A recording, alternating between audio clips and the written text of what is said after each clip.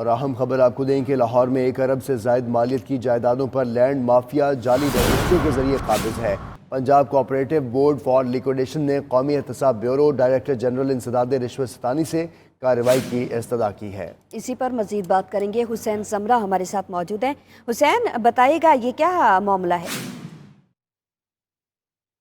G, Punjab cooperative board of liquidation نے director general NAB اور director general anti corruption Punjab کو مراسلہ لکھا ہے، جس میں کہا گیا ہے کہ اس کی ملکیتی زمین جو 64 کنال ہے، جو لاہور کے 2 مختلف علاقوں میں ہے اور یہ کمرشل زمین ہے جس کی ویلیو جو ہے اربوں میں بتائی جاتی ہے، اس پر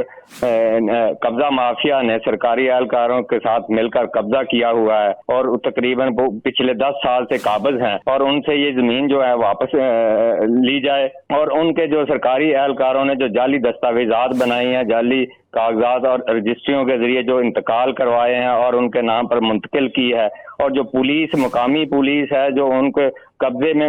ہیلپ کی تھی، ان کے خلاف ایکشن لیا جائے اور یہ اربوں روپے کی زمین جو ہے یہ واپس کروائی جائے۔ یاد رہے کہ یہ زمین جو ہے کارپوریشن فائنانس کارپوریشن جو تھی، وہ جب ان کا فراڈ ہوا تھا تو یہ پنجاب پی سی بی ایل کو منتقل ہو گئی تھی، اور پی سی بی ایل ان زمینوں سے آنے والی آمدنی یا ان کی فروخت سے ہونے والی آمدنی سے ان متاثرین جو کارپوریشن فائنانس کارپوریشن کے متاثرین ہیں ان کو ماہانہ یا ان کو کمپنسیٹ کرتا ہے۔ جب تک یہ زمین واپس نہیں آئے گی تو یہ کمپنسیشن کا عمل جو ہے وہ متاثر ہونے کا اندیشہ ہے۔ ٹھیک ہے، بہت شکریہ آپ کا حسین زمرہ، آپ ہمیں اپڈیٹ کر رہے تھے۔